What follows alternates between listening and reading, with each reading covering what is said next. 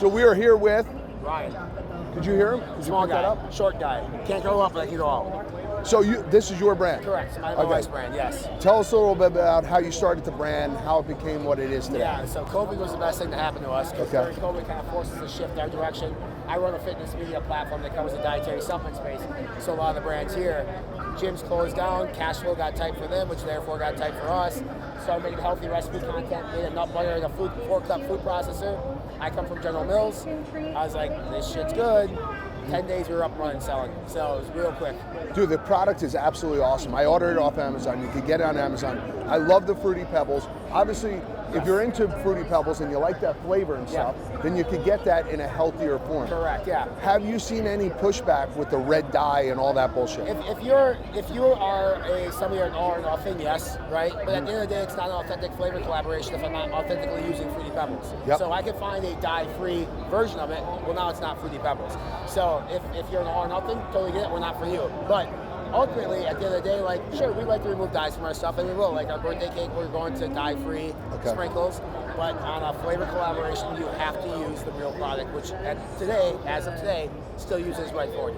Now, this is a very bodybuilding-centric crowd. Yes. What has the response been here at the Arnold? It's great. It's bodybuilding in the sense that, yes, there's bodybuilders and meatheads here, but there's also gymnastics, there's strongman, there's CrossFit, there's wrestling, versus like the Olympia, that is strictly bodybuilding, right? Yeah. So like, from a consumer-facing event, this is the best one that we do of the year, because we get all sorts of people who might be interested in fitness or health, a lot of kids, a lot of families. Yeah. So we kill it in terms of like what we do in terms of, like, I'll give you an example. From a business standpoint, in the first 2 days of this event, we sold more than we did at the CrossFit Games and the Olympia combined.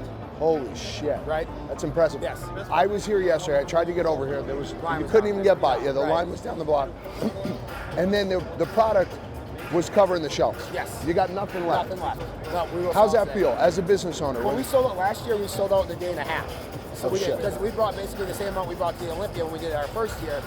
So that sucked. The last trip, we were like, shit, we left a lot of money on the table. We left a lot of people not being able to go home with product.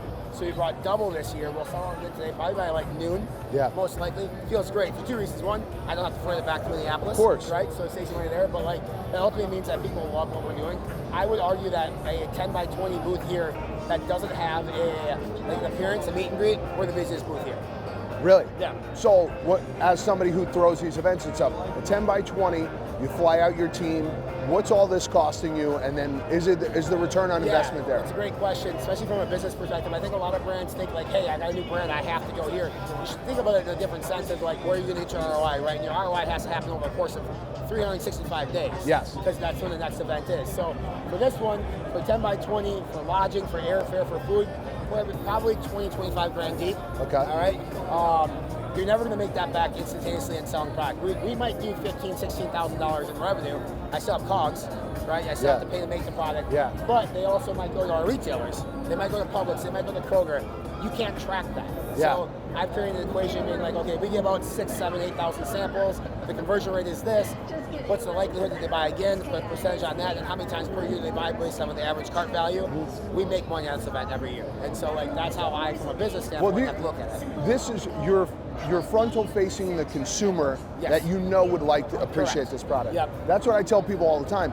I go, you might not make it right away. For myself, I know just for your product, I bought 2 or 3 at the event, and then now I buy it on Amazon all the time. So there's no way to track that. There isn't. Yeah, it's not like we're putting a tracker, an air tag on your pocket. Hey, this guy bought X amount of times. Yeah. There's also the exposure. There's a value to brand exposure, word of mouth. Like, of course, it's you're not at the just biggest about health and wellness event. Yeah. You know, people are seeing it, people are trying it, and they're like, hey, you know what? I really like that. They're going to go back to the store.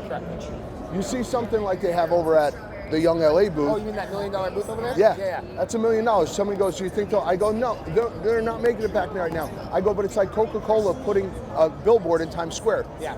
They don't need exposure, but they still do because you want to be fresh in people's minds. Correct. Is that kind of the same mentality you have about 100%. this? Yeah, 100%. I mean, and that plays a different part too. Like they're trying to be Gymshark, and I appreciate it. I respect it. Yeah. Also, when people, everybody's got a cell phone. Like I say, Young LA, Facebook's gonna hit me up. Yeah. That's whatever too. So, I would never spend that kind of money because I don't have that kind of money. But I totally understand. Well, one day you keep this up. One day. But here's the thing, right? Like we bring a different experience. Like this ice cream machine brings people in, and you saw it winds up. Yeah. It's also a very different offering versus pills, powders, and caps that everybody else has. Of course, right? I agree. So like, I agree. there's 15 clothing brands, there's 200 dietary supplement brands, there are 2 peanut butter brands here. I think there's PB Fit over there, and then us, and we're very And you different. guys are actually a peanut butter brand. Correct. They're a powder. Yeah, exactly. So well, cool. it's about the experience. Like Animal Cage was a good example, right? Like they may not sell a lot of product, but that cage is packed and people are around it, and you remember the experience. And now, now that's all experiential. Yeah. That now people see it and they're like, all right, I love that brand only because I associate it with what I saw at the event. I can make a pitch for like you and what you guys do too. It's like, all right, if you're gonna buy 10 by 10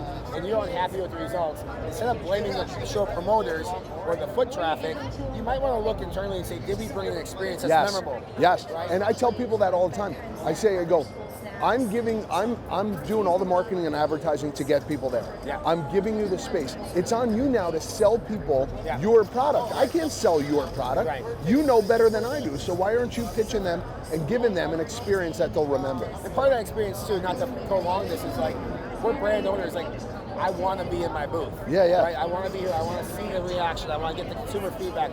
I want to introduce myself. I want to say thank you. Because as they leave, like they're like, oh, I just met the owner. And this guy's good. I'm a nobody. I think that, but it still matters. Right. I think it's like going to a restaurant, the chef comes out and says hello to you. Yeah. So, and I always say this too, like, I always use Dwayne Johnson, The Rock. It's like, Under Armour was struggling for a long time. They signed The Rock, Project Rock. When people buy Project Rock gear, they're not buying it because it's the best gear out there. They're buying it because they follow him on Instagram, they believe in his values and his morals, and they're investing in him as if he's a friend. Yeah. And I think that goes a long way. Yeah. Awesome. Brother, Cool, brother. listen, you're on to something.